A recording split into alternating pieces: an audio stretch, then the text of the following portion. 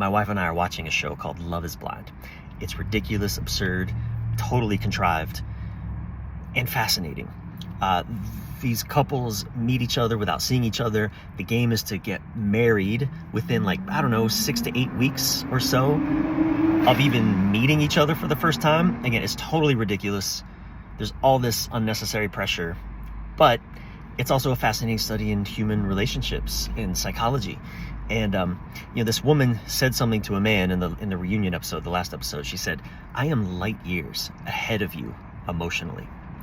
And at first it sounds unkind, not cool, condescending, but you know what? She's so right. I had a woman say this to me, something similar in my 30s that I was dating. She said, "You're not a man, you're just a boy." And at the time, I couldn't take that in. In fact, it just came off as cruel, and honestly, it probably was. It was. But she was right. She was so right. I was not psychologically a man. I was very much psychologically a boy. And what did that mean? Well, one of the many things it meant is that I didn't really know how to be relational.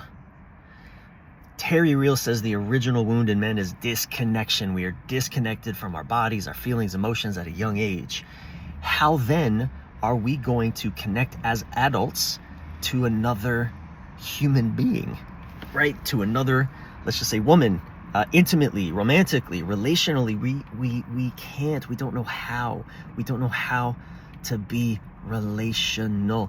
We live in a heroic culture that emphasizes the individual accomplishment and achievement.